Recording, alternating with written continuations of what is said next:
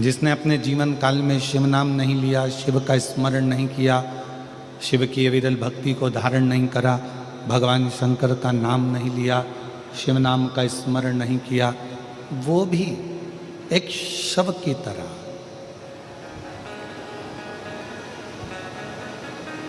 क्योंकि वो शिव को जान नहीं पाया।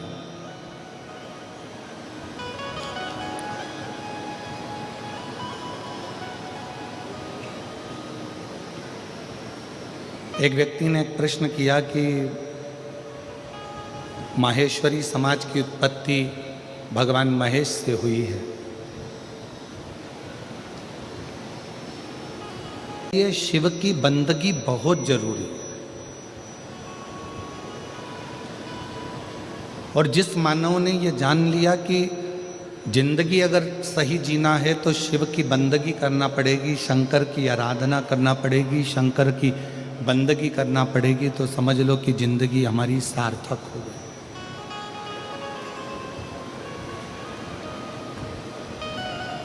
शिव की बंदगी के बिना हमारी ये जिंदगी ठीक नहीं हो सकती।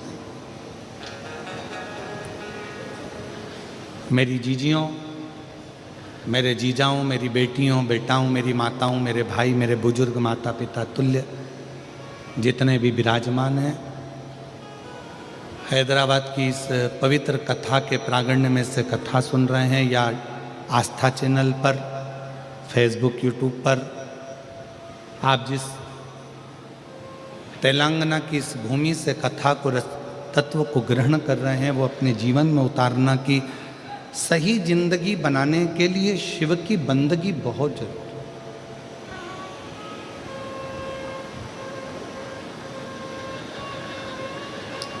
आप राम जी का भजन करो, आप कृष्ण जी का भजन करो, आप नारायण का भजन करो, आप जिसका भजन करना चाहो उसका करो, पर साथ में शिव की बंदगी, शिव की आराधना।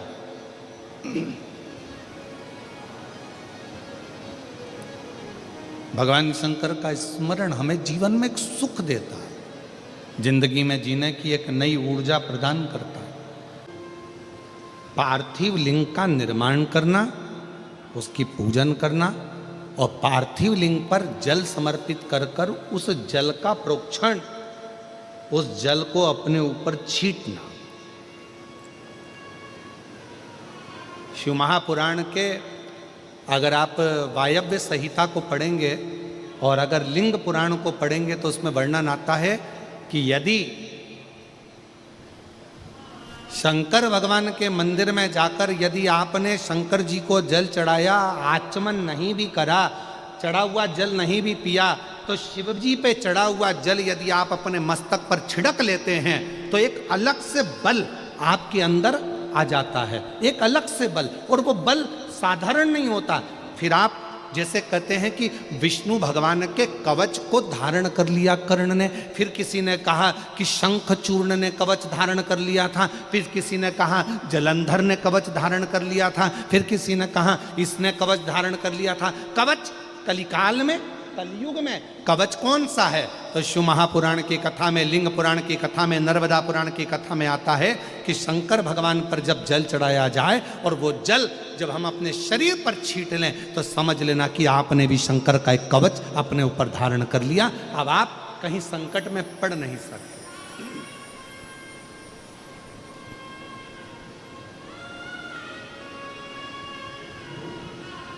और मैंने तेरे ही भरोसे बाबा, तेरे ही भरोसे हवा बिच उड़ती जावांगी बाबा, डोर तो चढ़ी ना में कटी जावांगी। भोले मैं तेरी पतंग, शंभू मैं तेरी पतंग, हवा बिच उड़ती जावांगी बाबा, डोर तो छड़ी ना में कटी जावांगी। शिव महापुराण की कथा कहती है, रति जिन शंकर भगवान ने कामदेव को जलाकर भस्म कर दिया, उनके क्रोध की ज्वाला के सामने 33 कोटि देवता में से कोई देवता सामने जाकर खड़ा नहीं होता, क्योंकि सबको मालूम है कि जलकर भस्म हो जाना है। केवल अकेली रति शिव जी के सामने जाकर खड़ी हो जाती है, और उनकी तेज क्रोध की ज्वाला के सामने रति खड़ी हुई है।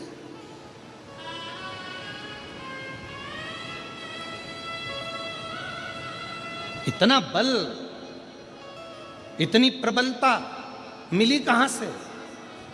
और मेरी जीजियों, मेरे जीजाओं, मेरी बेटियों, बेटाओं, मेरी माताओं, मैं आप सबसे निवेदन करूं, रोज प्रतिदिन ऐसा कोई दिन नहीं जाना चाहिए जिस दिन आप शंकर जी को जल ना चढ़ाएं। प्रतिदिन अपने घर के अंदर, अगर मंदिर नहीं जा सकते तो घर के अंदर एक छोटे से छोटा शिवलिंग अवश्य रखो। अब कई लोग कहते हैं गुरुजी हमारे यहाँ पर एक शिवलिंग है पहले का, और किसी के यहाँ गए थे तो उसने हमको दूसरा शिवलिंग दे दिया, तो रख सकते हैं कि नहीं रख सकते?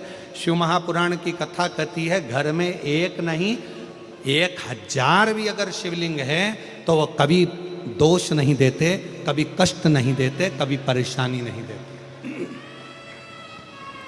और फिर कोई कहता है गुरुजी हमारे घर में जो शिवलिंग है वो बीच में से खंडित हो गया, टूट गया, शिवलिंग टूट गया गुरुजी, उसका कोई दोष लगेगा क्या? शिव महापुराण की कथा कहती है अगर तुम्हारे घर में पुराना शिवलिंग है, तुम्हारे घर के अंदर अगर कोई शिवलिंग है और अगर वो बीच में से टूट गया, 40 टुकड़े हो गए, 50 टुकड़े हो गए, 2 टुकड़े हो गए, 10 टुकड़े हो गए, तो भी शिवलिंग कभी खंडित नहीं माना जाता, वो अखंड ही माना जाता। शिवलिंग कभी खंडित नहीं माना जाता।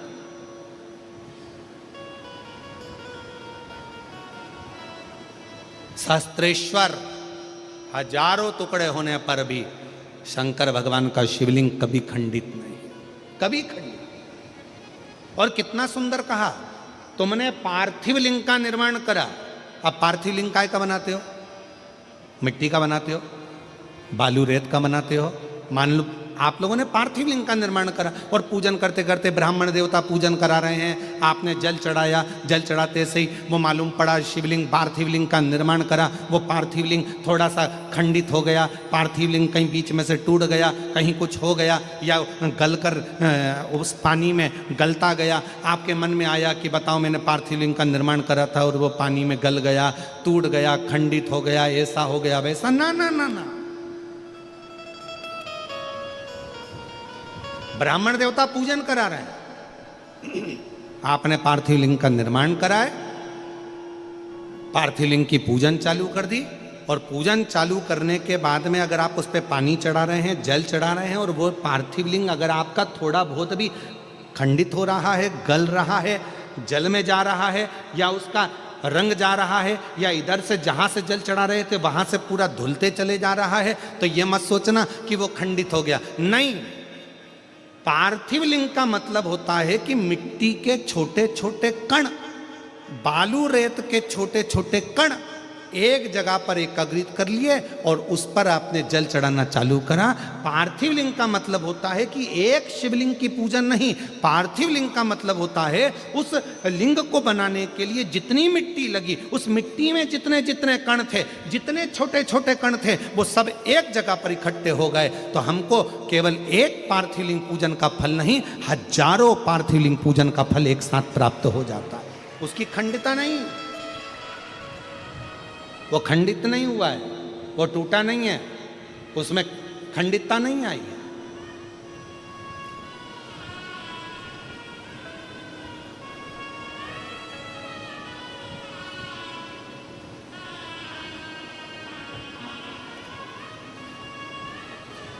ब्रज भैया, अभी आप भी पार्थिव लिंग बना रहे होंगे।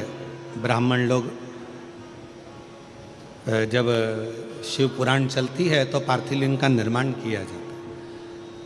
आप भी रोज पार्थिव की पूजन कर रहे होंगे, तो कई बार आपके मन में भी ये भाव आता होगा कि हम जल चढ़ा रहे हैं, जल चढ़ाते चढ़ाते मालूम पड़े मिट्टी का शिवलिंग है या बालू का शिवलिंग है, वो गल रहा है या जा रहा है, या उसमें कण अलग हो रहे हैं। तो कभी शिव महापुराण की कथा कहती है पार्थिव लिंग का निर्माण होने के बाद जब हम भगवान शंकर की स्तुति करना प्रारंभ कर देते हैं, आराधना करना प्रारंभ कर देते हैं, उसका जब पूजन करना प्रारंभ कर देते हैं, फिर उस पर जल चढ़ाने पर अगर वो अलग अलग टुकड़ों में भी हो जाता है तो भी वो खंडित नहीं माना जाता। पार्थिव तो पार्थिव पूजन के महत्व को ही रखता है। पार्थिव डॉक्टर को शंकर मानो। डॉक्टर शिव का एक रूप है। डॉक्टर बोले कि जांच कराओ तो जांच कराओ, डॉक्टर बोले कि ऐसी दवाई खाओ तो दवाई खाओ, डॉक्टर बोले ये सारी जांचें कराना पड़ेगी, जांचें कराओ, डॉक्टर बोल दिया कि ये दवाई खाना पड़ेगी, खाओ।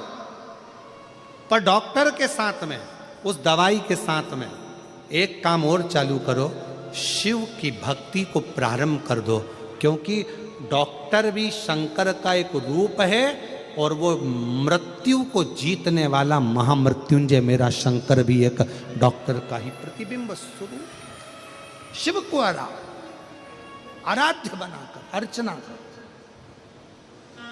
शिव को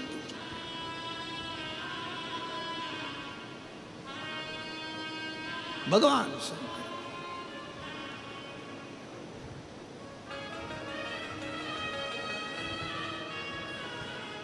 दवाई नहीं लग रही है। कई माताएं ऐसी हैं जो रोज दवाइयाँ खाती हैं, रोज दवाइयाँ खाती हैं।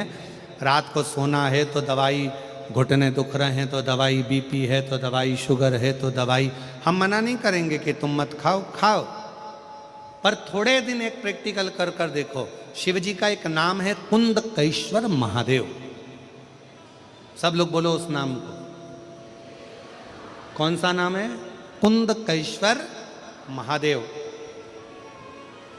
बिदल और उत्पल दो असुरों का संहार करने के लिए माता पार्वती जी ने कुंदुक का प्रहार करा था, और वो कुंदुक बिदल उत्पल का संहार कर कर शिव जी के चरणों में जाकर गिरा था। शिव जी का नाम कुंदकेश्वर हो गया था। तब स्वयं भगवान कुंदकेश्वर शंकर भगवान ने कहा था, पार्वती तेरे कुंदुक के प्रहार से बिदल और उत्पल के मरने के बाद में ये कुंदुक मेरे चरणों में आया है, आज मेरा नाम कुंदकेश्वर हुआ है।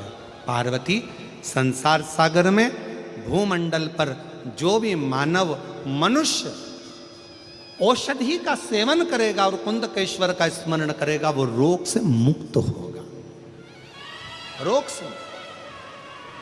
इसलिए डॉक्टर अगर दवाई दे रहे हैं, डॉक्टर अगर औषधि दे रहे हैं, तो एक काम जरूर करो, कुंदकेश्वर महादेव का नाम लेकर उस दवाई को खाना प्रारंभ। एक पत्र है, अच्छा है।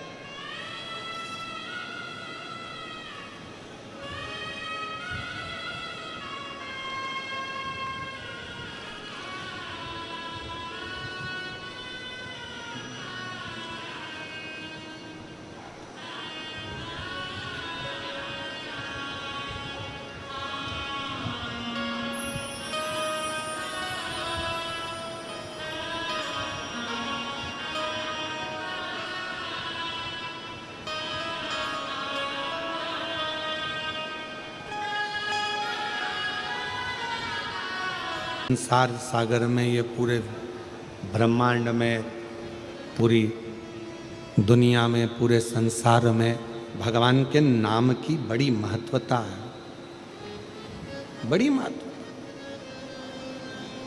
नाम की बड़ी महत्वता। कई लोग अपनी अपनी भाषा में कह देते हैं, गुरुजी हमारे घर में हमने भगवान का एक रूम बनाया है, भगवान का एक कमरा बनाया है। आप लोगों में भी कई लोग ऐसा बोल देते हैं, हमने बहुत बड़ा बंगला बनाया गुरुजी, उसमें भगवान का एक कमरा बनवाया।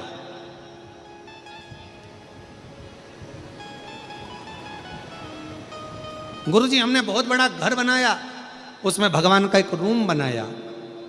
गुरुजी हमने बहुत बड़ा घर बनाया, उसमें भगवान का एक मंदिर बनाया। शिव महापुराण की कथा कहती है, हमारी सबसे बड़ी गलती यही है कि हम कहते हैं कि हमने बहुत बड़ा बंगला बनाया, घर बनाया, उसमें भगवान का एक कमरा बनवाया, नहीं, हमको कहना चाहिए गुरुजी, भगवान का बहुत बड़ा घर बना और उस घर के अंदर हमारा एक छोटा सा कमरा बना, वो पूरा घर भगवान का है, हम तो एक छोटा सा कमरा हमारा। क्यों? अगर घर हमारा रहेगा, भगवान का एक कमरा रहेगा, तो घर में जितनी भी चिंता होगी वो तुम्हारी होगी, घर में जो भी परेशानी होगी वो तुम्हारी होगी, घर में जो भी कष्ट होगा वो तुम्हारा होगा, घर में जो भी दुख होगा वो तुम्हारा होगा। और जिस दिन तुमने कह दिया ये घर शंकर भगवान का है और उसमें एक कमरा मेरा है, तो तुम्हारा दुख कुछ भी नहीं होगा, तुम्हारा कष्ट, तुम्हारी चिंता कुछ भी नहीं होगी। जो भी कुछ होगा वो देवाधिदेव महादेव का होगा, क्योंकि ये शंकर जी का है, ये भगवान श्री हरि का है, ये नारायण का है, ये हमारा नहीं।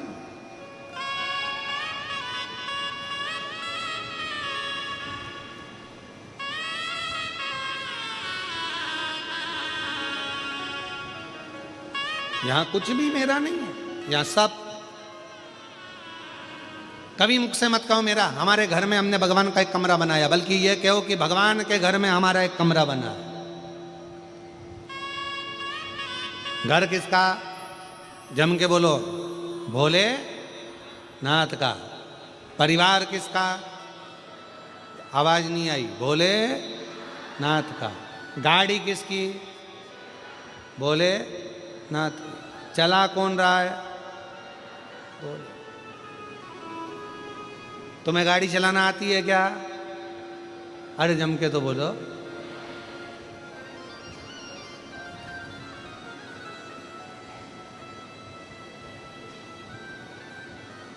जब एक गाड़ी चलाना अपने को अच्छे से नहीं आती, कितने भी अच्छे ड्राइवर बन जाओ, कितने भी अच्छे बन जाओ और कितनी भी अच्छी ड्राइविंग करना आ जाए, तुम कितने भी अच्छे बन जाओ, पर पास में से निकल कर जो गाड़ी जा रही है, सामने चल रही, आड़ी चल रही, टेढ़ी चल रही, वो कैसा है तुमको क्या मालूम? तुम अच्छे हो, तुम अच्छा चलाना जानते हो, तुम अच्छे ड्राइवर हो, तुम अपनी जगह पर अच्छे हो, पर पड़ोस में से जो निकल कर गया, साइड में से आ गया, एकदम ब्रेक लगा दिया, एकदम खड़ी कर दी, वो कैसा है तुमको क्या मालूम? उस जगह पर तुम्हारी ड्राइविंग काम नहीं आती, उस जगह पर एकदम जब ब्रेक लगता है तब वो भोलेनाथ खड़ा हो जाता है कि तूने एक लोटा जल चढ़ाया है, चिंता मत कर, मैं तेरे साथ। क्यों चिंता कर? क्यों?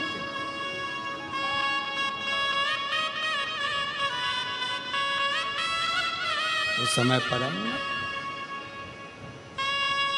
केवल एक शिव, उसके सिवा पूरी गाड़ी एक चाबी पर आश्रित होती है।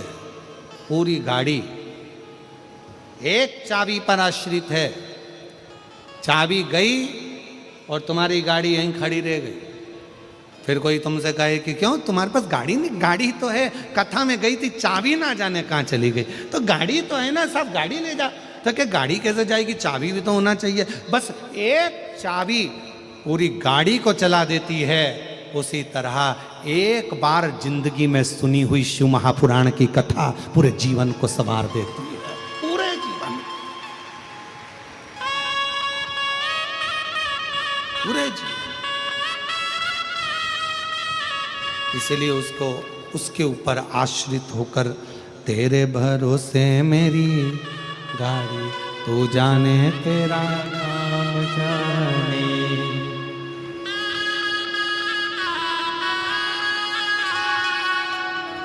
तुम्हें मना ले। बाबा आप कह रहे हो कि मेरा पति जलकर भस्म हो गया, मेरा पति कामदेव जलकर भस्म हो गया, आप कह रहे हो। रति मुस्कुरा कर कहती है शिव जी के सामने, मैंने आपकी आराधना करी है।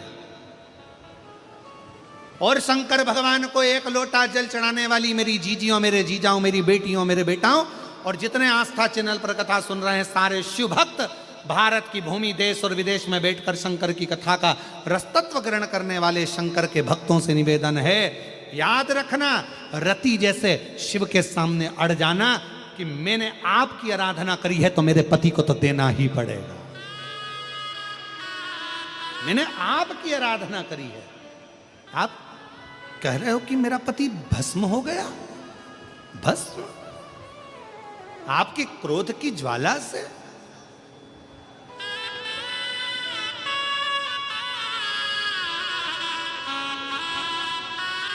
मैं जानती हूं ये कठिन है, और तुम कहते हो भोले हमें गंगा प्यारी है। आप भी बोलिए, तुम कहते हो भोले हमें गंगा प्यारी है। और शिव भक्त क्या कहता है? एक बार तो आ जाओ, गंगा भी भुला लेंगे। एक बार तो आ जाओ, गंगा भी भुला लेंगे। तुम रूठे रहो भोले, हम तुम्हें मना ले। बाबा ऐसे काम नहीं चलेगा। मेरा पति भस्म हुआ, आप जानते हो, मेरा पति भस्म हुआ, दुनिया जानती है, पर मुझे मेरा पति चाहिए। जो रति ने हाथ जोड़कर बाबा से मांगा, शंकर भगवान कहने लगे वो तो भस्म बन गया, राख बन गया। शिवजी ने जैसे ही कहा भस्म बन गया, तो रति कहती है इस भस्म को आप अपने ऊपर धारण कर लो। राख की कोई कीमत नहीं होती, भस्म की कोई कीमत नहीं होती।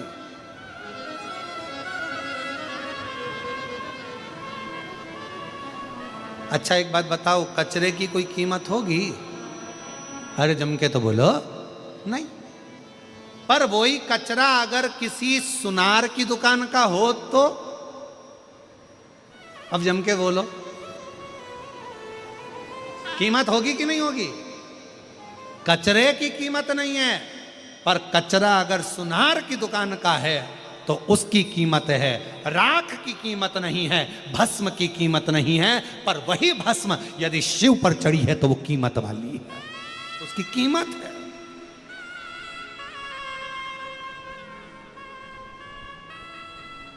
बाबा आप भस्म अपने ऊपर चढ़ा लो। आप कामदेव जलकर भस्म हो गया, वो कामदेव की जली हुई भस्म आप अपने ऊपर चढ़ाओ, आप अपने ऊपर धारण कर लो। शंकर भगवान बोले मेरे ऊपर तो पहले की भस्म चढ़ी हुई है,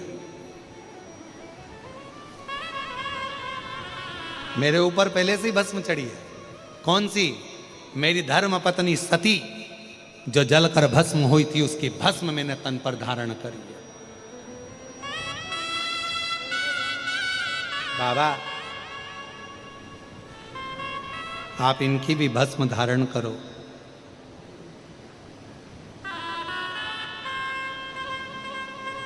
आप इनकी भी भस्म धारण करो। शिव जी ने मना करा। रति हाथ जोड़कर खड़ी रही। आपने कहा है वर मांगो, आप कहते हो वर मांगो। मैं वर मांग रही हूं, मेरे पति की भस्म आपके तन पर चढ़ा लीजिए। क्यों?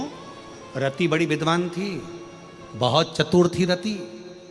रति को मालूम है शंकर भगवान के तन पर सती की भस्म चढ़ी है तो सती को वापिस जन्म लेना पड़ेगा और शंकर की होना पड़ेगा। सती वापिस जन्म लेगी, और रति जानती है अगर कामदेव की भस्म शिव के शरीर पर चढ़ गई तो कामदेव भी फिर जन्म लेगा और कामदेव मेरा होकर रहेगा। एक बार भस्म चढ़ना चाहिए, बस एक बार बस। और शिवजी मना कर रहे हैं, मैं कामदेव की भस्म अपने मस्तक अपने शरीर पर धारण नहीं करूंगा, मेरे ऊपर तो सती की भस्म चढ़ी है।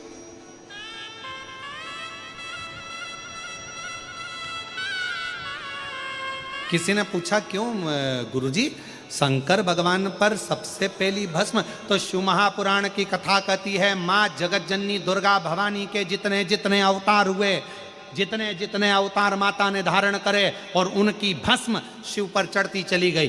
जिस देवी की भस्म चढ़ती थी उसको दूसरा रूप लेना पड़ता था, फिर भस्म चढ़ी फिर रूप लिया, फिर भस्म चढ़ी फिर रूप लिया। ऐसे भस्म का प्रतिबिंब शिव कथा कहती है कि शंकर भगवान, और इसीलिए शायद दुनिया के लोग शिव भक्त कहते हैं कि इतनी कृपा करना भोले बाबा कि जब भी जन्म मिलेगा सेवा करेंगे तेरी, और कहते तुमसे बाबा शरण पड़ेंगे तेरी। देना साथ हमारा बाबा बन कर के तुम साथी, देना साथ हमारा बाबा बन कर के तुम साथी।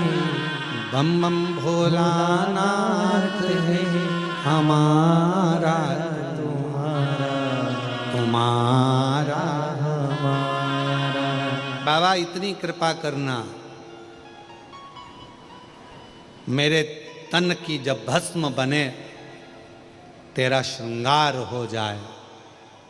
अगर तुझ पर चढ़ गई मेरे भस्म तो मैं जानती हूं कि मेरा अगला जन्म होगा और मैं तुम्हारी होंगी और तुम मेरे होगे, इसके सिवा कुछ भी नहीं, कुछ भी।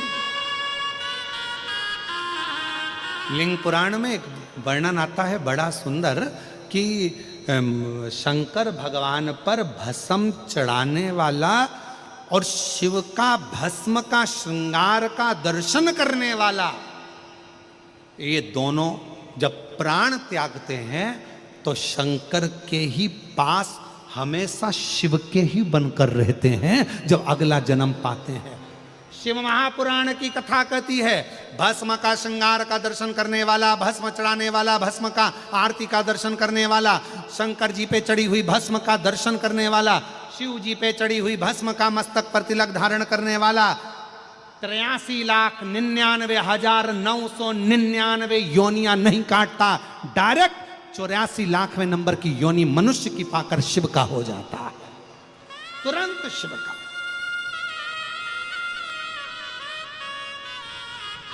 उसका जन्म बार बार नहीं होता। शास्त्र कहता है मनुष्य अगर प्राण छोड़ेगा तो वापिस उसको फिर छुपकली बनना पड़ेगा, झिंगुर बनना पड़ेगा, इल्ली बनना पड़ेगा, जलचर बनेगा, थलचर बनेगा, वायुचर बनेगा। कई लोग बहुत सारे ऐसा नहीं कि ना जाने कितने कितने रूप करना पड़ते हैं। जो ज़्यादा निंदा करता है, चुगली करता है, खूब गंदा गंदा बोलता है, दिन भर निंदा में डूबा रहता है, दिन भर निंदा करता रहता है, दिन भर बुराई करता रहता है, उसको अगला जन्म कुत्ते का मिलता है। और कुत्ते का जन्म पाकर वो फिर गली में कुत्ते ऐसा भौंकता रहता है, क्योंकि जिंदगी भर उसने निंदा करी, खूब बुराई करी, बुराई करी, बुराई करी, बुराई करी, जगत में बुराई करता है, तो अगला जन्म कुत्ते का पाता है। कुत्ता बनकर फिर वो गली गली में भौंकता रहता है और आखिरी में कोई नहीं सुनता तो भोग भोग के मर जाता है, क्योंकि उसने निंदा करी, बुराई करी। जो दिन भर छुप कर, एकदम चुप रहकर, छुप कर दिन भर अंदर ही अंदर एक दूसरे को कोसते रहते, जलते रहते, जलते रहते, वो माथे में जुआ बन जाते, जुआ। फिर उनको कोई ऐसा निकाल लेता है और निकाल के अंगूठे पे रख के निपटा देता है, वो जुआ बन। तो जिन जिन के माथे में जुआ हो उसको देख लेना, एक बार तुम्हारी पड़ोसन ही होगी, हो सकता है। अंदर तुम्हें देख देख के जल रहा है, कुड़ रहा है, अंदर अंदर बस भीतर से जले जा रहा है। इतना कैसे कर लिया, इतनी फैक्ट्री कैसे बना ली, इतना व्यापार कैसे बन गया, इतना मकान कैसे बना लिया, इतनी गाड़ी कैसे आ गई, इतना बंगला कैसे आ गया। जो अंदर से कुड़ता रहता, कुड़ता रहता, कुड़ता रहता है, एक ना एक दिन वो मरने के बाद, बोलो जम के बोलो, जुआ बन जाता है। और फिर उसको धीरे से निकाला जाता है, अंगूठे पर रख के निपटा दिया जाता है, जा फिनिश।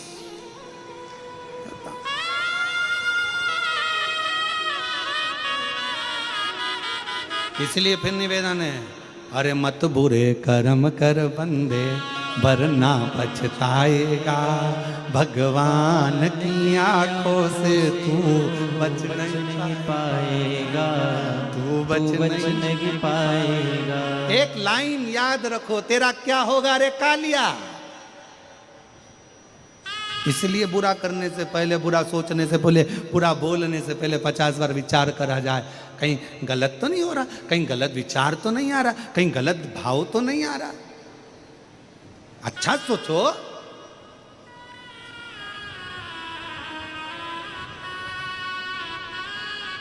शिव कथा कह रही है, मेरे पति की भस्म, रति कह रही है कामदेव की भस्म आपने ऊपर चढ़ा लीजिए। शिव जी मना कर रहे हैं, मैं कामदेव की भस्म नहीं चढ़ाऊंगा, मैं कामदेव की भस्म नहीं चढ़ाऊंगा। और मेरा निवेदन इस व्यासपीठ के माध्यम से, हम इस व्यासपीठ के माध्यम से निवेदन करें, कभी मौका मिल जाए बाबा के भस्म का दर्शन करने का, कभी मौका मिल जाए मेरे महाकाल के भस्म आरती का, कभी मौका मिल जाए मेरे शंकर के ऊपर चढ़ी हुई भस्म को अपने मस्तक पर लगाने का, एक क्षण की भी देरी मत करना, एक क्षण की भी।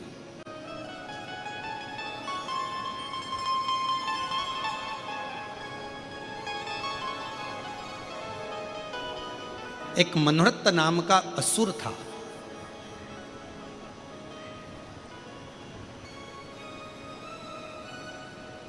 करना ये भगवान शंकर की अविरल भक्ति है। और मेरी जीजियों, मेरे जीजाओं, बेटियों, बेटाओं, मेरी माताओं, मेरे बुजुर्ग, मेरे माता पिता तुल्य जितने भी भाई बंधु बैठे हैं, आप सबसे निवेदन करूं, ज़्यादा नहीं तो प्रयास करा करो अपने घर में काशी की या उज्जैनी की या जो भी बड़ा शिवालय हो, वहाँ की थोड़ी सी भस्म अपने घर में होना चाहिए।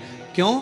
कभी कभी हफ्ते भर, 15 दिन, 20 दिन, 25 दिन में वो भस्म यदि हमारे कंठ पर, मस्तिष्क पर या अपनी जो अच्छी जगह है, कोई फैक्ट्री है, कोई दुकान है, कोई व्यापार है, कोई व्यवसाय है, अन्य जगहों पर कोई कह देता है इसने टोना कर दिया, कोई ने कहे उसने टोटका कर दिया, कोई ने कहे इस पर कुछ ने कोई जादू कर दिया। ना ना ना, शंकर की भस्म अगर किसी घर में है, शिव के शिवलिंग पर चढ़ी हुई भस्म यदि आपके पास में है, तो दुनिया का ना तो कोई टोना हो सकता है, ना कोई टोटका हो सकता है, ना कोई हवा हो सकती है, ना कोई हानि हो सकती। शिव भस्म में वो बल हो,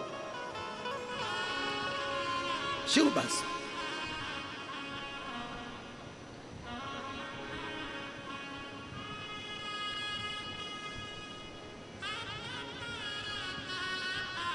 और मेरी भस्म चढ़े आप पर, और हो उद्धार हमारा, बाबा भोलानाथ है हमारा, तुम्हारा तुम्हारा हमारा।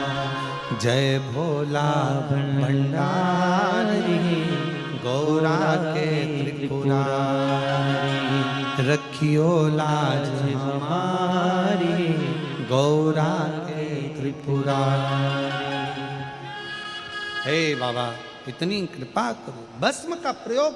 और फिर निवेदन, भगवान देवाधिदेव महादेव भगवान शंकर के भस्म का दर्शन, भस्म का श्रृंगार का दर्शन, शिव की चढ़ी हुई भस्म का स्पर्श, या शिव महापुराण की कथा कहती है कोई अपने मस्तक पर यदि भस्म धारण कर कर जा रहा हो, शंकर की भस्म लगाकर जा रहा हो, उसके मात्र मुखाग्रविंद का दर्शन या उसके शरीर से हवा स्पर्श कर कर भी अगर हमारे शरीर को छू जाती है तो भी हमारा कल्याण निश्चित हो जाता है। भस्म का इतना प्रभाव शिव पर चढ़ी भस्म।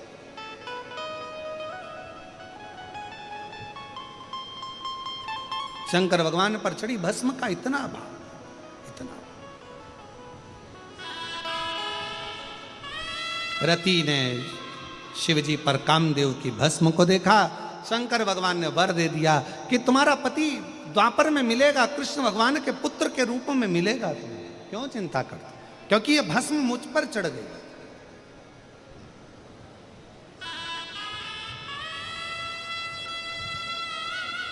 आप लोग कभी उज्जैन गए? कौन कौन गया है? जरा हाथ उठाओ। सब गए? भस्म आरती का दर्शन किस किस ने किया है? सबने करा है। कभी मौका मिले ना हमारी उज्जैनी में बाबा अवंतिका नाथ की नगरी में जाकर कभी बाबा के भस्म श्रृंगार का, कभी बाबा के भस्म आरती का, कभी बाबा के भस्म स्वरूप का दर्शन करें। कभी विश्वनाथ जी जाएं तो बाबा के भस्म स्वरूप का दर्शन करिए, भस्म आरती का दर्शन, बाबा का सुंदर।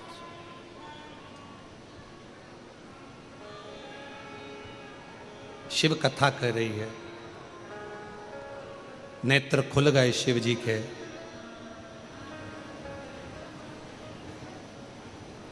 ब्रह्मा जी सृष्टि की रचना करना चाहते हैं, पर उनके मन का भाव जो था वो छूट गया। शिव को पहचान नहीं पाए ब्रह्मा जी। एक पर्वत को घुमाना प्रारंभ करा और उस पर्वत ने शिवलिंग की आकृति ले ली। भगवान विष्णु जी से ब्रह्मा जी ने कहा, आप चरण का दर्शन करो, मैं शीश का दर्शन करता हूं। चरण भगवान नारायण को नहीं मिले, वापिस लौट कर आ गए। और भगवान नारायण ने कह दिया कि मुझे चरण नहीं मिले। शंकर भगवान की आकाशवाणी होकर कहते हैं, भगवान नारायण आपने सत्य कहा, इसलिए आज से आपका नाम सत्य नारायण होगा। सत्य नारायण।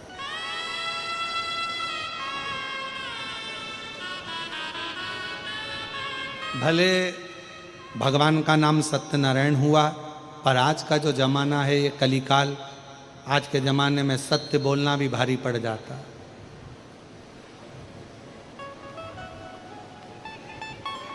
आज का जमाने में सत्य बोलना बड़ा भारी है। आज के जमाने में किसी बेटी से कह दो कि शंकर जी के लिए चंदन घिसो, तो कई आजकल की बहुएं चंदन घिसें। और फिर आज की बेटियों से कह दिया जाए चंदन मत घिसो, और एक काम करो, अब तुमको कहीं जाना है तो अपने आप को घिसो। फिर 2-4 घंटा अच्छे से घिस ले, पर चंदन ना घिस पाए। बहुत कठिन है मानो।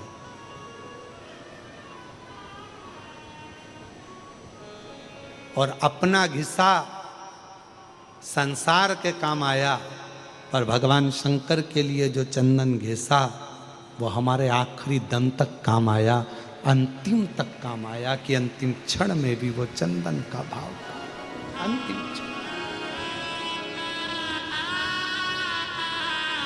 शिव कथा कह रही है, भगवान शंकर का चरित्र शिव महापुराण की कथा वर्णन करती है। सती माता जलकर भस्म हुई हैं। भगवान ब्रह्मा जी के मन में भाव जागृत हुआ है, और ब्रह्मा जी ने ऊपर मुख देखने के लिए गए पर नहीं मिला। आखिरी में ब्रह्मा जी नीचे आ गए, एक गौ माता को लेकर, एक केतकी के पुष्प को लेकर आ गए। शिव जी के सामने असत्य बोला, झूठ बोला।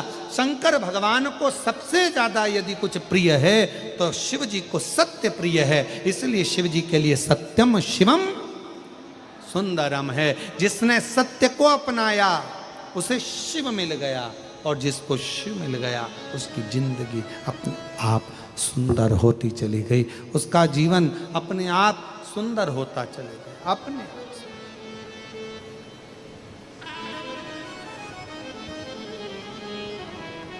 पर आज के जमाने में सत्य बोलो भी तो कैसे बोलो,